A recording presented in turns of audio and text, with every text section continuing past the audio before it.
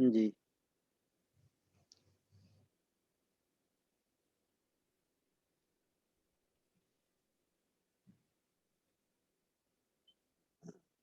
Screen share का option आ रहा है मारिया?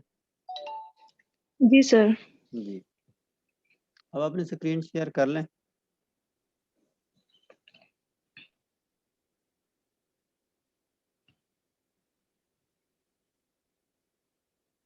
सर स्क्रीन शेयर हो रही है? जी बिल्कुल हो गई है।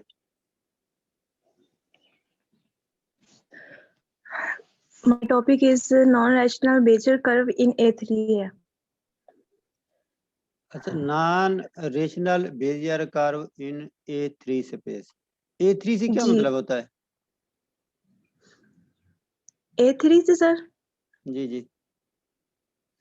सर A3 हमने जब A3 की बात आ रही है ना तो ये हमारे पास जो कोऑर्डिनेट्स है तो वो हमारे पास A3 या नॉन रैशनल बेजियर कर्व में हमारे पास जो है ना कोऑर्डिनेट्स वो हमारे पास A3 होंगे।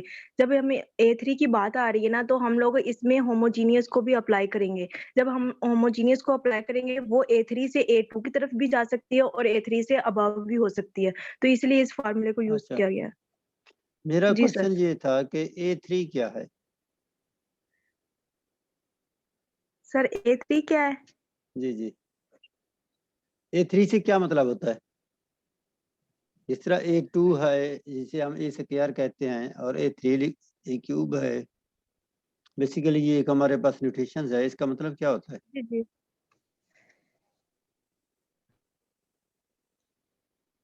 सर 3 डिमेंशनल होती है ये। जी गुड। तो जी जब हम A3 की बात करते हैं तो इसमें हम क्या कर रहे हैं? 3 डायमेंशन की बात कर रहे हैं। जी जी 3 डिमेंशनल की बात कर रहे हैं। लेट गुड। P0 P1 P2 Pn भी कंट्रोल पॉइंट्स है हमारे पास। Pw P1 P2 और Pn n तक जा रही है तो हमारे पास गिवन वेट्स हैं then the non rational Bezier curve अच्छा, ये इन आपके A3। पास जो P1 है P2 है ये ये आपके पास कंट्रोल कंट्रोल पॉइंट्स है। पॉइंट्स हैं और जी जो जी W0 से लेके WN तक है और वो n आपके तक पास है तो क्या वेट्स हैं। वेट्स हैं। गुड। जी जी तो हमारे पास जो formula P W of T का इक्वल है summation N I equal 0 P I W P I N of T है। ये हमारे पास non rational Bezier curve in A3 का फार्मूला है। वेयर पी आई डब्ल्यू जब हम लोग लेंगे तो हमारे पास डब्ल्यू आई एक्स आई आएगा, डब्ल्यू आई वाई आई और डब्ल्यू आई आएगा। ये 3 डिमेंशनल में बात आ जाएगी। जब हम लोग पी आई मालूम करेंगे तो हमारे पास एक्स आई वाई आई आ जाएगा। लेट आगे एग्जांपल है लेट पी नॉट इक्वल है 1 0 पी वन इक्वल है 1 1 पी टू इक्वल है 0 1 और पी नॉट इक्वल है 1 के डब्ल्यू वन इक्वल है 1 के डब्ल्यू टू जो है वो इक्वल है 2 के। डिफाइन हमने करना है first coordinate of circle by non rational Bezier curve में। हमारे पास एग्जांपल में ये सारी वैल्यूज दी हुई हैं। हमने सॉल्यूशन जो इसका है first we convert it into homogeneous. हमने इसको होमोजीनियस में कन्वर्ट करना है। हमारे पास फार्मूला दिया हुआ था पी आई डब्ल्यू, इसको हमने यूज करना है W I X I W I Y I W I को। पी नॉट डब्ल्यू जो हमारे पास है पी डब्ल्यू नॉट की जो वैल्यू है हमारे पास 1 है और एक्स के जो एक्स की वैल्यू वो भी 1 है तो हमारे पास 1 आ जाएगा। 7 वैल्यूज को लिखा हो गया है और डब्ल्यू नॉट हमारे पास वो भी 1 के इक्वल है और y की वैल्यूज जो है वो 0 है तो हमारे पास 0 आ जाएगा और फिर डब्ल्यू नॉट हमारे पास 1 है 1 आ जाएगा। ऐसे ही सारे जो जो इसकी वैल्यूज है ना वैसे निकाली गई हैं। P1 W की भी ऐसी ही निकाली गई है कि W1 है तो W1 की वैल्यूज ऊपर लिखी गई है कि वो 1 है तो x की वैल्यू भी 1 है P1 में तो W1 इक्वल है हमारे पास वो y की भी वैल्यू 1 है और W1 भी हमारे पास 1 के इक्वल है तो हमारे पास 1 1 आ जाएगा। P2W जो हमारे पास है W जो है 2 उसकी वैल्यूज ऊपर दी हुई है W2 इक्वल है 2 के तो हमारे पास 2 आ गया। उसके बाद x की वैल्यू जो है वो 0 है तो हमारे पास वो 0 आ जाएगा। W2 की वैल्यू 2 है और y की 1 है तो हमारे पास 2 आ जाएगा और W2 की वैल्यू हमें पता है कि वो 2 है तो वो 2 आ जाएगा। आगे हमारे पास है डायग्राम। डायग्राम में यही चीज उनको बताई गई है कि वो होमोजीनियस के बारे में ही बताया गया है कि हमारे पास अगर ये इसको ना इधर से बताया गया है कि होमोजीनियस कोऑर्डिनेट्स जो होते हैं ना, वो इधर होमोजीनियस कोऑर्डिनेट्स की बात की गई है कि हमारे पास अगर we define the following map है, तो होमोजीनियस में वो A3 से A2 की तरफ जा रही है। जब A3 से A2 की तरफ जा रही है, उसी को इस डायग्राम में मैपिंग के ज़रिए बताया गया है कि ये कैसे आ रही है, कि होमोजीनियस में इसको कैसे कन्वर्ट किया गया है। आगे, since non restaurant Bezier curve is defined as PW of T है equal summation Ni equal 0 PIW PIN of T। हमारे पास जो डिग्री है वो 2 तक है। PW of T की जो डिग्री है वो 2 है। I equal 0 PIW PI2 of T। हमारे पास जो वैल्यूज है इसको हमने इधर पुट कर दिया, जो इधर से हमने निकाली थी। P नॉट W की वैल्यूज हमने निकाली है 101, वो इधर पुट कर देनी है सब में। P नॉट W की भी, P1 W की और P2 W की भी इधर वैल्यूज को पुट कर दिया। हमारे पास बेजर कर्व की जो वैल्यूज होती हैं P02 ऑफ T, उसकी वैल्यूज को उनके साथ मल्टीप्लाई करेंगे तो हमारे पास PW ऑफ T की जो वैल्यूज आएंगी वो 1 माइनस T का स्क्वायर 2T 1 प्लस T का स्क्वायर आ जाएगा। आगे इन्होंने लिखा हुआ है now converting it into 2 dimensional space apply. हमने हमारे पास जो आंसर आया ना वो 3 डायमेंशनल में आया हुआ है, तो हमने उसको कन्वर्ट करना है 2 डायमेंशनल में। तो हमारे पास इधर होमोजीनियस कोऑर्डिनेट्स में बात की गई है, जहां पे लिखा हुआ है define as H of PW equal है हमारे पास X over W, Y over W if हमारे पास जो W इक्वल नहीं है 0 के। तो इसी को हमने उधर अप्लाई किया हुआ है कि हमारे पास अगर हम A3 अगर हमारे पास है तो हमने उसको A2 में कैसे कन्वर्ट करना है अगर W इक्वल नहीं है 0 के। तो हमने इधर होमोजीनियस को अप्लाई किया है। H ऑफ PW इक्वल है H1 माइनस T का स्क्वायर 2T 1 प्लस T का स्क्वायर। तो हमने उसको 1 माइनस T का स्क्वायर 1 प्लस T का स्क्वायर कर दिया है और 2T 1 प्लस T का स्क्वायर इसको 2 डायमेंशन में इसको कन्वर्ट कर दिया है। Any question?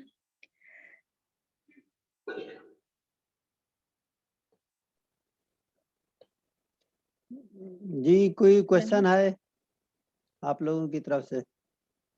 अगर इस टॉपिक से रिगार्डिंग अगर कोई क्वेश्चन है तो वो आप लोग कर सकते हैं। पूछ सकते हैं। मेरे ख्याल में कोई क्वेश्चन नहीं है, तो नेक्स्ट Okay.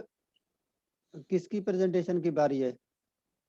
वैसे प्रेजेंटेशन की कंपल्सन कोई नहीं है, अगर किसी को मार्क्स नहीं चाहिए तो वो बेशक ना दे। अस्सलाम वालेकुम सर। जी वालेकुम सलाम। सर मेरे बाद ना टॉपिक जो है वो मैं पूनम का है। प्रेजेंट करना चाह रही हूँ। कौन प्रेजेंट करना चाह रही? जी वालेकुम सलाम। सायरा मजीद। सायरा मजीद। जी सायरा। जी सर। सर मेरे बाद जो टॉपिक है ना वो पूनम का आ रहा है कि वो मेरे से रिलेटेड ही है। जी जी सर तो मैं पूनम शरत बात कर रही हूँ। तो सर मैं मारिया के बाद देना चाहती हूँ। चलिए ठीक ओके, है। आप दे दें, पूनम मैं बाद आप में कर लूंगी। कंटिन्यू करें आपका टॉपिक में अगर सीक्वेंस है इसके बाद तो। जी पूनम सर। जी जी सर मैं करती हूँ। जी जी अस्सलाम वालेकुम सर। जी वालेकुम सलाम। सर मोहम्मद साजिद सर, एक क्वेश्चन था पिछले लेक्चर से सर। अगर जी सर वो एक प्रेजेंटेशन में हमारे साथी बता रहे थे कि जो कंट्रोल पॉइंट होता है ना वो एंड पॉइंट पे टेजेंट होता है। हर कंट्रोल पॉइंट एंड पॉइंट पे टेजेंट होता है। तो सर ये कंफ्यूज कर रहा था कि ऐसे हर कंट्रोल पॉइंट ही टेजेंट होता है? वो एक बेजियर कर्व की प्रॉपर्टी थी जो मिड से पहले हमने डिस्कस की थी कि tangent line ji sir. at the end points are parallel to the line, ठीक है, जी sir. containing the adjacent control point। तो वो ठीक है। प्रॉपर्टी थी, तो उस हवाले से वो डिस्कशन चल रही थी। मे भी उसमें से आपको कितनी हद तक समझ आई थी ना। जो जी जी टेंजेंट लाइन है, जो एडजेंट कंट्रोल पॉइंट्स होते हैं वो आपस में क्या होते हैं, पैरेलल होते हैं। जी जी मैं समझ रहा था शायद वो परपेंडिकुलर कह रहे हैं, यानी कि परपेंडिकुलर होंगे। ये सर क्लियर हो गया सर, थैंक यू। ठीक है ना, पैरेलल होंगे, जी परपेंडिकुलर नहीं होंगे। जी एडजेंट पॉइंट ठीक के हो पैरेलल होंगे, जो एडजेंट पॉइंट्स होते हैं। जी ठीक हो गया सर। और अच्छा पॉइंट तो सर टेंजेंट हो नहीं सकता वैसे भी। जी, टेंजेंट तो टेंजेंट लाइन होती है, पॉइंट हाँ, पॉइंट टेंजेंट होता तो है। किसी पॉइंट पे भी आप ड्रा कर सकते हैं ना। हाँ जी। तो एंड पॉइंट पे आप ड्रा कर सकते हैं किसी भी एंगल पे। तो जो प्रॉपर्टी हमने बेजर कर्व में पढ़ी थी लास्ट टाइम, वो ये थी कि जो एडजेंट कंट्रोल पॉइंट्स हैं और टेंजेंट लाइन है वो आपस में पैरेलल होते हैं, हमने प्रूव किया था। जी नेक्स्ट किसकी बारी है प्रेजेंटेशन की?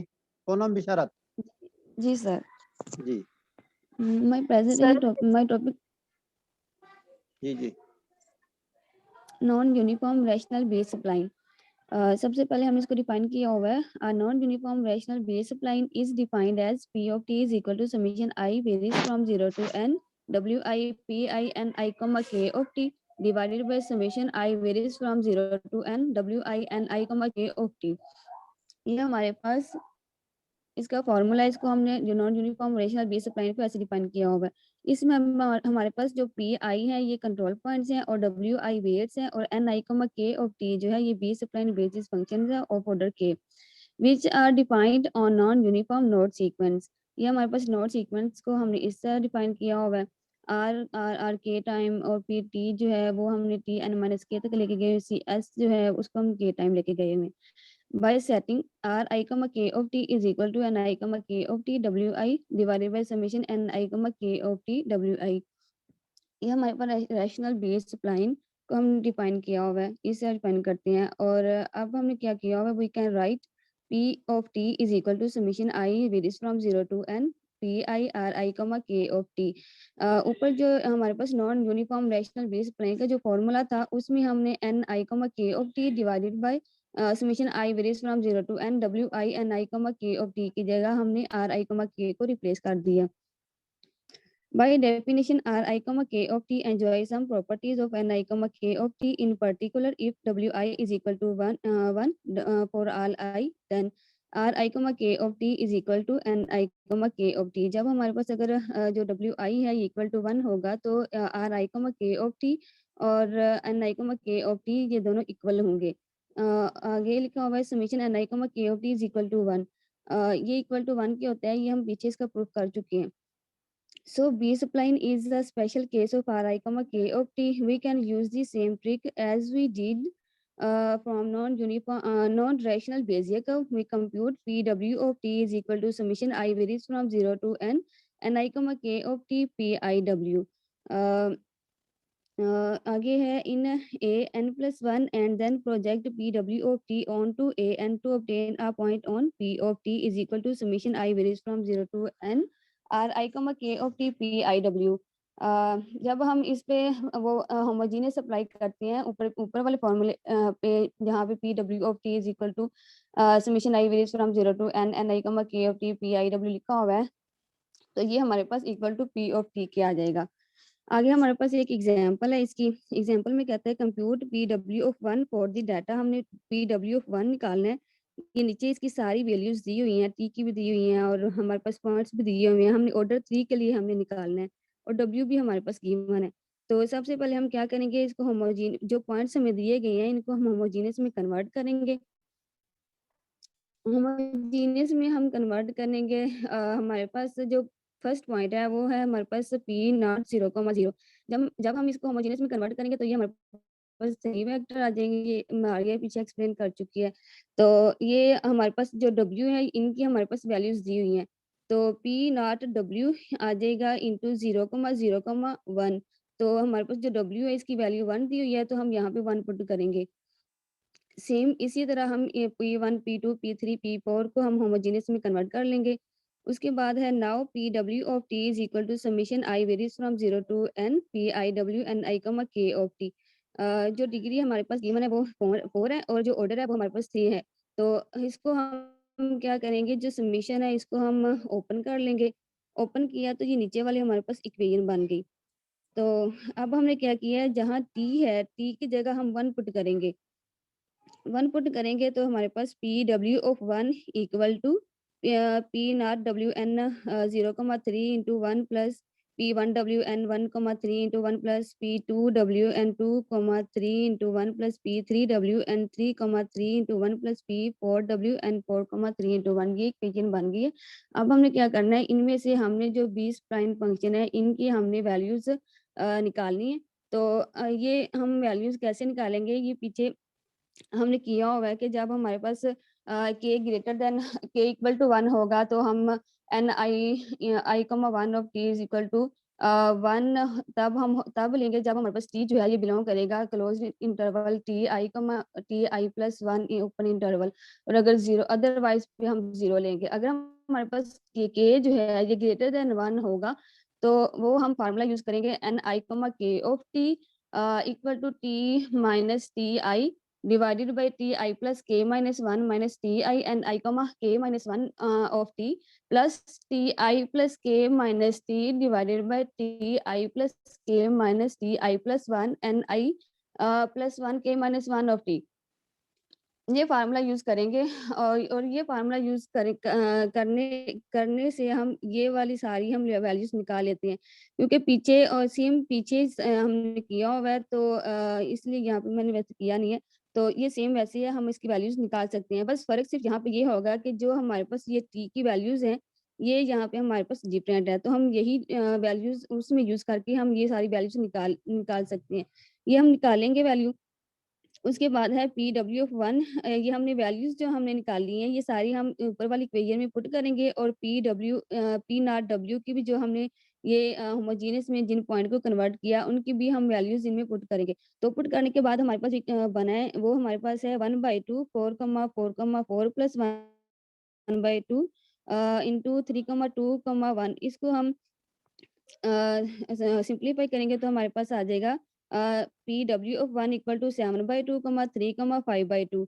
तो ये हमारे पास पी डब्ल्यू ऑफ 1 निकल आया। अगर हम इसी पॉइंट को अगर हम इस पर होमोजेनियस अप्लाई करेंगे तो ये हमारे पास 2 डायमेंशनल में कन्वर्ट हो जाएगा।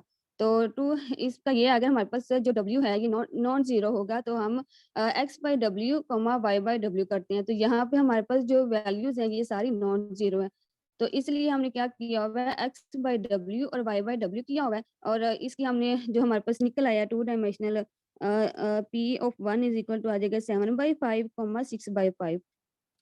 तो यहाँ तक मेरा क्वेश्चन प्रेजेंटेशन थी। अगर कोई क्वेश्चन जी है तो पूछ लें जिसकी समझ जी, नहीं आई। अगर किसी को कोई क्वेश्चन है इससे रिगार्डिंग तो वो पूछ सकता है।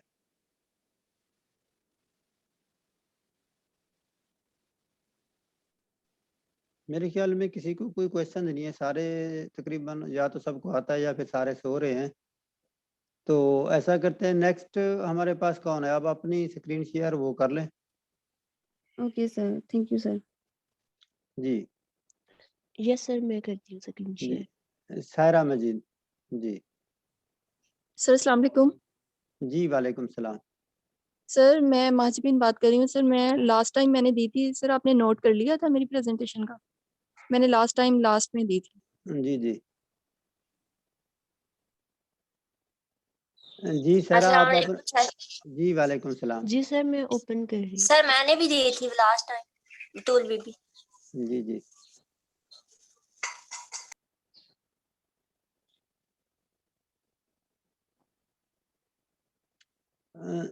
जी सायरा मजीद, आप अपनी स्क्रीन शेयर करना चाह रही हैं तो आप कर सकती हैं। यस सर, मैं ट्राई कर रही हूँ लेकिन मेरे से अभी हो नहीं रहा। मैं कर रही हूँ। जी जी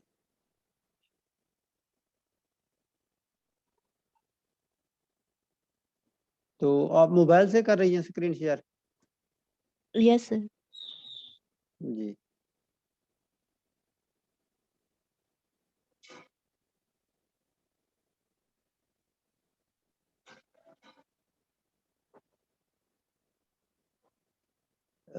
अगर नहीं हो रही तो फिर मैं इधर से अपनी तरफ से स्क्रीन शेयर कर दूं। सर मैं आपको फाइल सेंड कर देती हूँ, फिर आप ओपन कर दीजिएगा। सर मैंने बाई आपने हैंड किया था, इधर डेरिवेशन में मिस्टेक्स थी, फिर मैंने खुद बाई हैंड किया था। जी जी, तो आप किस पे, व्हाट्सएप पे सेंड करेंगे? Yes sir. सर तब तक कोई और स्टूडेंट अगर देना चाहता है तो दे सकता है, मैं आपको तब तक सेंड कर देती हूँ, फिर आप ओपन कर जी जी, दीजिएगा। आप मुझे सेंड कर दें, मैं ओपन कर देता हूँ। वैसे तो इतना टाइम नहीं लगेगा। जी सर, मैं अभी कर देती हूँ। जी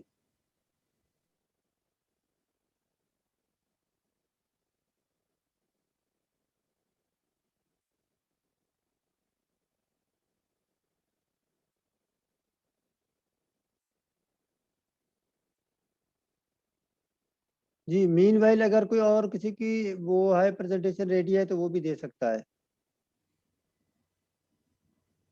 जी फरवा जुल्फकार आप कुछ कहना चाह रही थी? जी अस्सलाम वालेकुम सर। जी वालेकुम सलाम। सर तब तक मैं प्रेजेंट कर देती हूँ। आपकी आवाज़ थोड़ी कम आ रही है, अपनी आवाज़ को थोड़ा हाई करें फिर आप प्रेजेंट कर दें। Okay sir. जी जी आपका जो वॉल्यूम है वो बहुत कम है ना, तो जी जी सर अब आ रही है आवाज़?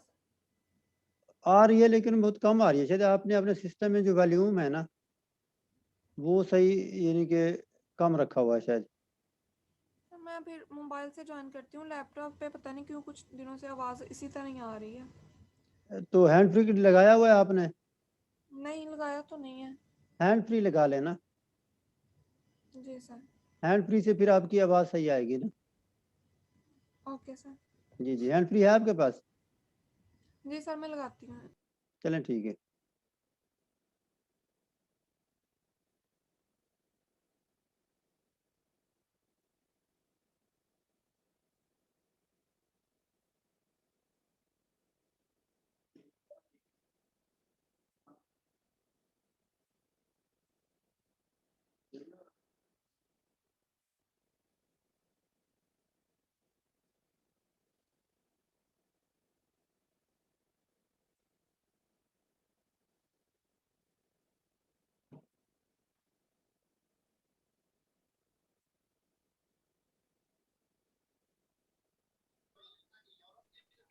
सर मैं सायरा मजीद की स्क्रीन शेयर करती हूँ, आप मुझे चलें ठीक है स्क्रीन शेयर सारे का आप ऑप्शन कर लेते हैं देर में। मेरे ख्याल में किन्जा को उसको भी थोड़ा सा इशू आ रहा है, फरवा को।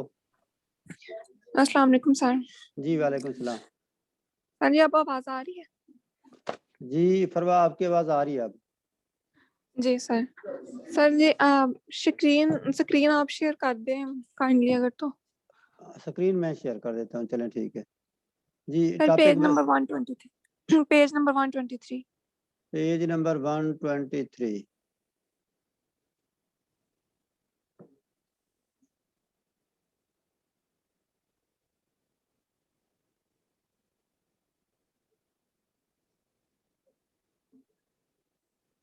जी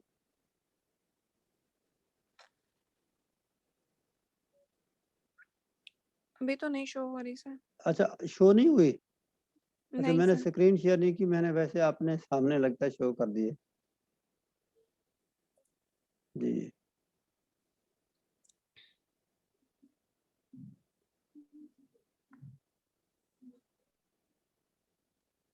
अब शो हो रही है? जी सर अब शो हो रही है।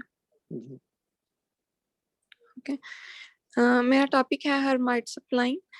A Hermite suppline named after French mathematician Charles Hermite is an interpolating piecewise cubic polynomial with specified tangent at each control point. Hermite suppline जो है वो एक फ्रेंच मैथमेटिशियन था हमारे पास, चार्ल्स हर्माइट, उसके नेम पर इसे नेम दिया गया था। ये बेसिकली हमारे पास एक इंटरपोलेटिंग पीसवाइज क्यूबिक पोलिनोमियल है जिसमें हम क्या करते हैं, उनके जो कंट्रोल पॉइंट्स हैं उन पे टेंजेंट को ड्रा करते हैं।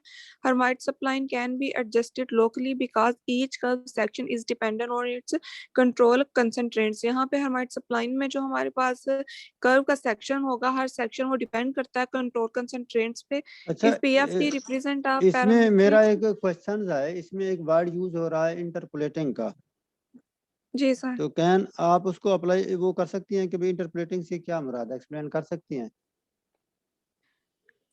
बेसिकली सर यहाँ पे ये है कि यहाँ पे एंड पॉइंट्स पे जो हमारे पास जो जी कंट्रोल पॉइंट्स है ना, P0 P1 P2, उनका आता है कि वो इंटरपोलेट करते हैं हमारे पास। नहीं पहले तो आप ये बताएं कि इंटरपोलेशन है क्या चीज ना। बेसिकली जहाँ से ये हमारे पास जो कर्व स्टार्ट हो रही है P0 से, तो वो अपने इनिशियल और फाइनल पॉइंट से जो पास करती है।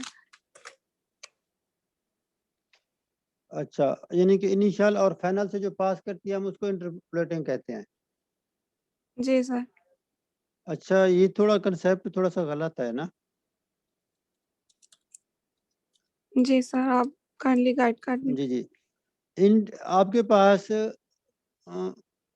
दो तीन वर्ड हम यूज कर रहे होते हैं, एक इंटरपोलेटिंग होता है और उसके साथ एक वर्ड यूज करते हैं अप्रॉक्सीमेटिंग का, जी ठीक सर। है, और एक होती जी है सर। एक्सट्रापोलेशन। जी सर। अगर आपके पास कोई डेटा गिवन है, जी सर। जब हम न्यूमेरिकल में एमएससी के बच्चों को बता रहे होते हैं, विद इन द डेटा अगर हम कोई बात करते हैं तो वो क्या कहलाती है, इंटरपोलेशन कहलाती है। अगर डेटा से आगे जाके हम कोई बात करते हैं तो वो हमारे पास क्या होती है, एक्स्ट्रापोलेशन होती है। जबकि जब हम मॉडलिंग के हिसाब से इसका जो डिस्कस करते हैं, तो अगर जी हमारे पास कुछ पॉइंट्स गिवन हों, जी सर। यानी कि जिसे हम इनिशियल पॉइंट या कंट्रोल पॉइंट्स कहते हैं, अगर जी सर। कर्व पॉइंट से पास कर रही होती है जी तो सर। हम क्या कहते हैं, वो इंटरपोलेटिंग है। अगर जी वो सर। उन पॉइंट से जो आपके पास, यानी कि आप एक प्रोसेस अप्लाई करते हैं जिसे हम सब डिवीजन कहते हैं, ठीक है, जी सर। उसके बाद जी। जो नई कर्व बनती है वो इनिशियल जी पॉइंट सर। से पास करती है, तो वो क्या कहलाती है, इंटर इंटरपोलेटिंग। इंटरप्लेटिंग। अगर वो जी सर। पॉइंट से पास नहीं करती तो फिर हम उसको क्या कहते हैं, अप्रॉक्सीमेटिंग, जी ठीक है। सर। जी तो सर। ये बेसिकली एक छोटा सा नुक्ता था जो इंटरपोलेटिंग और अप्रॉक्सीमेटिंग को डिफाइन करता है। तो ये इनिशियल फाइनल पॉइंट यानी कि जितने पॉइंट्स दिए हैं उन सब में से पास करेगी तो फिर हम इसको देखिए ना, कहेंगे एक तो इंटरप्लेटिंग। हाँ एक तो होता है ना इनिशियल और फाइनल पॉइंट्स, उसके लिए जो जी। टर्म यूज की होती है उसको हम कहते हैं एंड पॉइंट इंटरपोलेशन, ठीक है ना, वो जी। एंड पॉइंट से पास कर रही है। ओवरऑल जी। जो इंटरपोलेशन है वो सारे पॉइंट से पास करती होती है। ठीक है सर जी। जी जी। तो आज हाँ। अनफॉर्चुनेटली मेरे पास वो मैपल इंस्टॉल नहीं है, मैंने विंडो नहीं की थी, अदरवाइज मैं आपको जी। शो करके देता कि भाई ये हमारे पास क्या है जी, इंटरपोलेटिंग कर्व है, और ये हमारे पास क्या है, अप्रॉक्सीमेटिंग कर्व है। जी सर। जी जी। कंटिन्यू करें, स्क्रीन नजर आ रही है। जी sir. If P of t represent a parametric cubic polynomial function for the curved section between the control points pk and pk plus 1, ये हमारे पास control points हैं. Then the boundary conditions that define the Hermite curve section. अब यहाँ पे हमारे पास जो interval आता है वो t जो belong करता है वो control close होता है हमारे पास 0 और 1 का interval. यहाँ पे हमारे पास जो boundary condition है वो 0 और 1 पे हमने define किया है कि जब हम p 0 रखेंगे तो हमारे पास pk आ जाएगा कंट्रोल पॉइंट, जैसा कि ऊपर हमने P K and P K plus 1 लिया, जब पी को हम 1 रखेंगे तो हमारे पास पी के प्लस 1 आ जाएगा। अब हमने डेरिवेटिव लेना है, यहाँ पे जो पी ऑफ 0 है हमारे पास, इसका जब हम फर्स्ट डेरिवेटिव लेंगे तो ये पी प्राइम ऑफ 0 आ जाएगा, यानी कि ये हमारे पास स्लोप को शो करेगा P F T at P K, तो इसको हम एम के से डिनोट कर देंगे। सेकेंडली जब हम डेरिवेटिव लेंगे पी के प्लस 1 का, देन ये हमारे पास पी प्राइम 1 आ जाएगा, यानी कि ये स्लोप हमारे पास आ जाएगी या P of T at P K plus 1 पर, where D derivative of P K and derivative of P K plus 1 satisfies the value for the parametric derivative, यानी कि स्लोप ऑफ कर्व को ये शो कर रहे हैं eight control points P K and P K plus 1 respectively. Sir next slide कीजिए।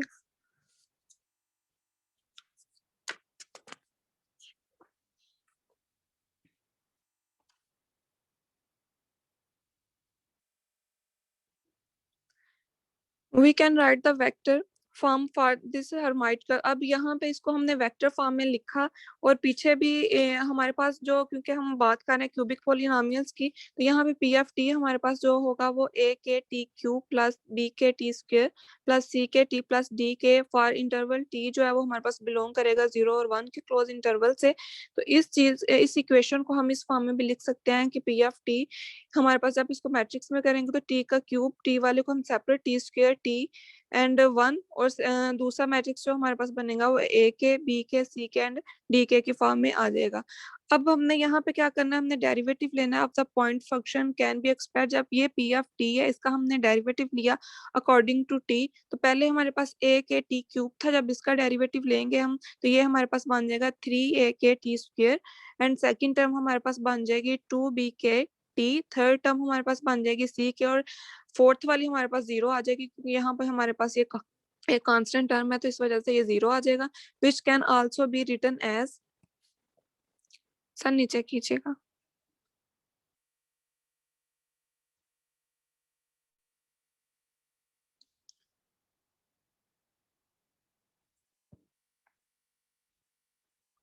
हाँ sir थोड़ा सा ऊपर कीजिएगा और सर नीचे से नजर नहीं आ रहा। Which can also be written as, इस चीज को फिर हम इस फॉर्म में भी लिख सकते हैं, यहाँ पे 3t² 2t और ck के साथ हमारे पास 1 है कांस्टेंट, और फर्दर जो हमने dk था उसकी जगह पे अब 0 आ जाएगा। और सेकंड मैट्रिक्स हमारे पास सेम वैसे ही है, k bk ck and dk के फॉर्म में आएगा। अब यहाँ पे हमने जो बाउंड्री कंडीशंस हमें दी हुई थी p(0) एंड p(1) पे, उसको हम अप्लाई करेंगे। अब हमने ये जो इक्वेशन 1 थी हमने ली हुई थी जनरल पी ऑफ टी, जो a के टी क्यूब प्लस b के टी स्क्वायर प्लस c के टी प्लस d के इक्वेशन आ रही थी। अब उसमें हमने पी ऑफ 0 जब यानी कि t की जगह पे हम 0 रखेंगे, तो हमारे पास जो इक्वेशन बनेगी वो a के 0 का क्यूब प्लस b के 0 का स्क्वायर प्लस c के 0 प्लस d के फॉर्म में आ जाएगी। यहाँ पे फर्स्ट टर्म जो है वो भी 0, सेकंड टर्म भी 0, थर्ड भी 0, और फोर्थ वाली जो है उसके साथ हमारे पास कांस्टेंट 1 आ जाएगा। देन जब हमने बाउंड्री कंडीशन जो है 1 पे अप्लाई की, तो वो p के +1 पे p(1) हम ले रहे थे। तो जब हम इस इक्वेशन में t की जगह पे 1 रिप्लेस करेंगे, तो 1 का क्यूब भी 1 आ जाएगा, 1 का स्क्वायर भी 1 होगा। इस वजह से ये सारी a के प्लस b के प्लस c के प्लस d के की फॉर्म में आ जाएगी, यानी कि इन सब के साथ हमारे पास जो कांस्टेंट है वो 1 1 की फॉर्म में आ रहे हैं। अब हमारे पास जो इक्वेशन हमने डेरिवेटिव लिया था p ऑफ t का, जो हमारे पास 3a के टी स्क्वायर प्लस 2b के टी प्लस सी के की फॉर्म में इक्वेशन आई थी। अब हमने क्या करना है, वो प्राइम वाली इक्वेशन डेरिवेटिव वाली इक्वेशन में जब बाउंड्री कंडीशन 0 को हमने अप्लाई किया, तो वो हमारे पास 3a के 0 का स्क्वायर यहाँ पे, और साथ हमारे पास प्लस b के, और यहाँ पे t की जगह पे 0 आएगा। यहाँ पे प्लस नहीं लिखा हुआ तो प्लस की मिस्टेक है, तो ये प्लस लगा लीजिएगा, प्लस सी के आ जाएगा हमारे पास। यहाँ पे ये फर्स्ट दोनों टर्म 0, थर्ड वाली हमारे पास जो है वो सी के की फॉर्म में आ जाती है। जी, तो नेक्स्ट यहाँ हमने पे डेरिवेटिव मिसिंग, लिया। जी मिसिंग कहाँ पे जी बता रहे सर, थे आप? यहाँ जी पे सर जहाँ पे इधर ही मेरा मिसिंग, कर्सर है। जी सर, अच्छा, इसमें यानी कि 3a के 0 स्क्वायर जहाँ पे आ रहा है इसके साथ प्लस आना चाहिए था। जी सर, चलें ऐसा करते हैं कि इसको ऐड कर देते हैं, ताकि जो मिस्टेक्स है ना वो साथ साथ ओके होती जाए ना। जी सर, अच्छा, यहाँ पे हमारे पास 3a के प्लस 2b के प्लस c के आ रहा है, और प्लस दूसरा बी के, हाँ जी, तो मिसिंग कहाँ पे था? अच्छा, प्लस b के था। प्लस, हाँ जी, ठीक, तो वो मैं रिमूव वो कर देता हूँ, जी सर, ताकि कोई भी मिस्टेक्स हो ना जी सर, उसको मौके पे अगर करेक्ट कर दिया जाए तो वो बाद में फिर भूल नहीं जाती ना। जी सर, और नेक्स्ट फिर हम ऐसा करते हैं इसको, जी अब आप कंटिन्यू रखें, अगर जी आ रही है सर, स्क्रीन तो ये हो जी जाएगा। सर, मैंने प्रोग्राम में भी से चेंज कर दिया, ये हो जाएगा। जी सर, ठीक है। तो यहाँ पे हमारे पास अब नेक्स्ट हमने जब डेरिवेटिव लिया था जो p के +1 पर, यानी कि वो p'1 था। अब जहाँ इस इक्वेशन में हमारे पास जो हमने ऊपर डेरिवेटिव लिया था p ऑफ t, उस इक्वेशन में t की जगह पे हमने क्या किया, अब 1 को रिप्लेस किया।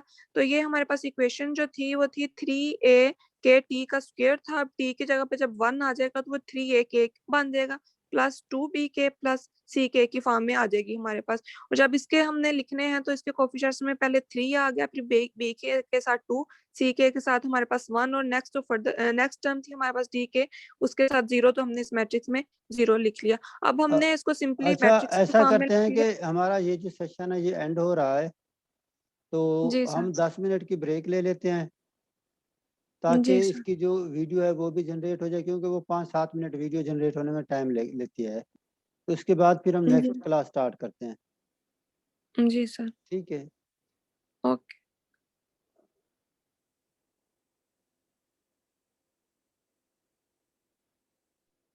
Thank you.